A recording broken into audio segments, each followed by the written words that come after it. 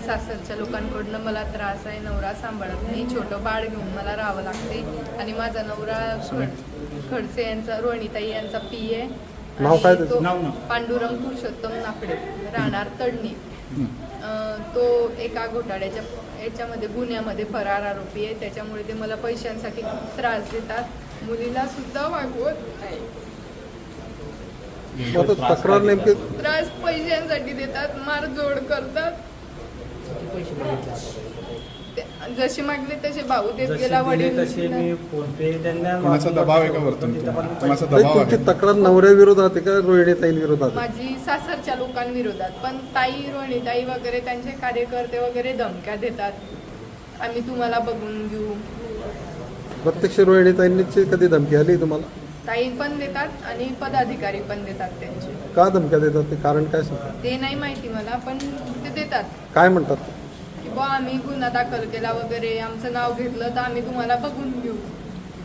त्या दबावाखाली मी आतापर्यंत गुन्हा नोंद नाही केला, पण माझ्या आणि मुलीच्या भविष्यासाठी मी आता गुन्हा नोंद करते. किती आतापर्यंत पैसे तुम्ही दिलेले आहेत? मी ना हां.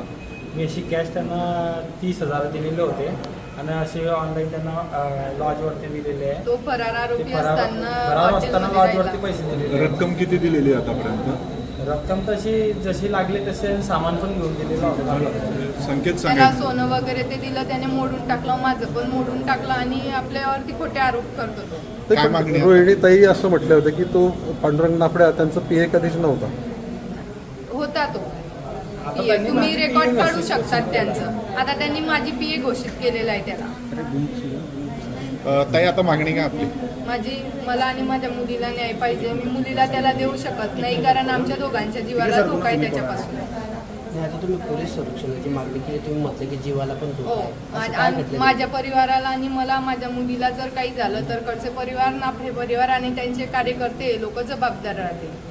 नाव काय तुमचं? माझं सीमा पांडुरंग नाफडे. सातत्याने काय आश्वासन दिलं आहे? ताई बोलल्या की आम्ही तुमच्या पाठीशी आहे, सगळी यंत्रणा तुमच्या पाठीशी आहे. तुम्ही तक्रार देणार आहे का मला? हो, मी गुन्हा दाखल करणार आहे. बरं, तुमचं असं म्हणणं आहे की थेट किंवा रोहिणी खडसे यांच्या दबावामुळेच तुमची तक्रार आतापर्यंत हो, दाखल त्यांचे झाली? कार्यकर्ते आणि त्यांच्यामुळे की ते धमक्या देतात जीवे मारायच्या वगैरे, म्हणून आम्ही थांबलेलो गुन्हा दाखल करण्यास.